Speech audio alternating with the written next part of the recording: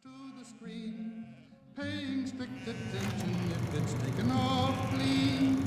Flick go the shears, boys, flick, flick, flick.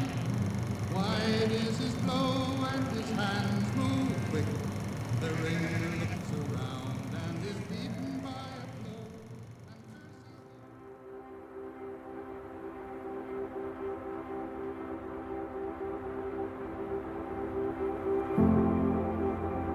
This tiny sphere, suspended in space, is home to more than 7 billion people, living, working, and in many parts of the world, struggling for survival. And although the 7 billion are separated by culture, religion, distance, and wealth, people are now more connected to one another than at any other time in history. Connected by a web of technology that drives every aspect of life and connects even the most remote corners of the world in a way that could never have been imagined. But here in Australia, wherever we live, we're all connected by something more compelling. We're linked by the tradition of a fair go for our mates, and nothing demonstrates that more than what happened right here 125 years ago. The price of wool was falling in 1891. The man who owned the acres said something must be done. We will break the Shearers' Union and show we're masters still. And they'll take the terms we give them, or we'll find the men who will. We talk about the shearers and how difficult it was for them, and their working conditions were very bad, and they had no real rights as far as their employers were concerned, and the ruling classes, and the employer was the boss, the law, and these people were just workers, I suppose you could say, on the verge of slavery. But they thought they were much better than that. And it wasn't just about the shearers, of course, that they were fighting for. They fought for their families, they fought for their wives, they fought for their children. And their minds were very clear about what they believed Australia should be in the future. And I think they were very right. These shearers stood up for a fair day's pay, for a fair day's work, for themselves and their mates. And though they understood that the risk of imprisonment was high, they led an important strike against the powers at the time. And they certainly didn't have the monetary power, but what they had was people who wanted to have solidarity together, but people who believed in principle, values, and the pride and dignity of the average Australian. The Tree of Knowledge symbolises a defining moment in the history of the Australian Workers' Union and the birth of an Aussie Fair Go, the national character that still defines Australia today. 125 years later, every aspect of life is driven by technology. Technology that's created a lifestyle that was unimaginable a century ago. Of course, technology on its own doesn't deliver the lifestyle we've come to enjoy in our daily lives. It takes people, men and women, to get the job done. Jobs that deliver the lifestyle we enjoy today. Think about it, there's no way those shearers could have predicted the technology that exists today. One thing they did foresee was the need to ensure that all Australian workers got a fair go.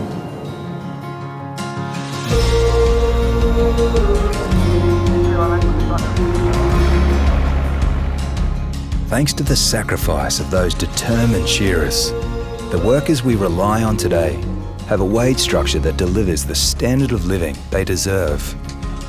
The penalty rates do make up for the things that you miss out on, the time with your family, the weddings that you don't go to, all of those special things that you miss.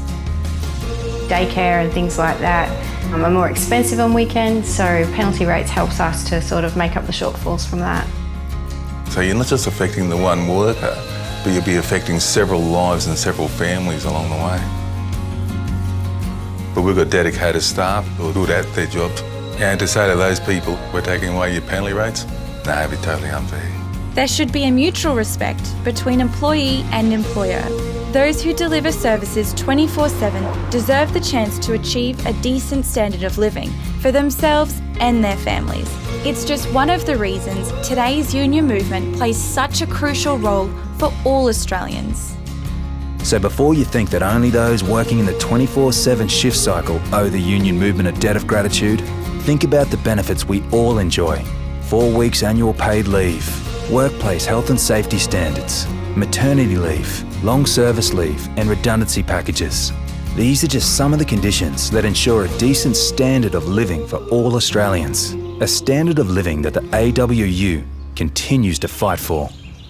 And it all started here when about 1,400 wiry shearers marched through Barcaldine in protest against the trial of their co-workers for conspiracy against the colony. They demanded recognition for their right to negotiate pay and working conditions, and to act collectively. You know, the forces that were arrayed against these shearers were ultimately insurmountable, but I think it's what people took out of it that's probably the most important thing. There are times in your life where you have to fight for what you deserve. All of these rights and entitlements that we hold dear and that we talk about so much are all susceptible to being taken away. People have the capacity to effect change. It's the next generation that needs to understand this because they've got to carry that forward. When you stop and think about it, our Australian lifestyle has a lot to offer, and we all deserve the chance to reach as high as we can, and if fair go at work is a big part of that. The shearers who gathered here over 125 years ago had no idea what life would be like in the 21st century. What they did know was that everyone deserves a fair day's pay for a fair day's work.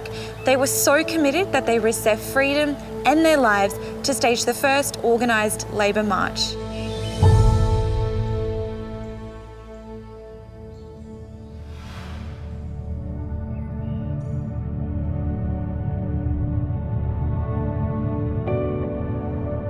Is a social contract between our generation, you and I, and all Australians alive today, and those who went before us and those who are yet to be born. It's a matter of what serves the people. No matter where they are, whoever they work for, what business they're in, if they can lift themselves up, that's the underpinning. It's a safety net under our society that sustains us. Those men and those women and those families and those children and the Australian people honoured that 125 years ago.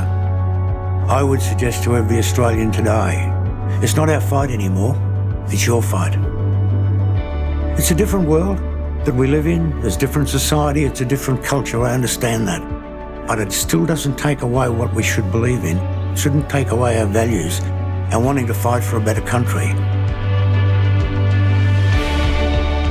It's a tradition that affirms Australia's fair go culture, a tradition that started right here in Barcaldine and is now celebrated all over the world.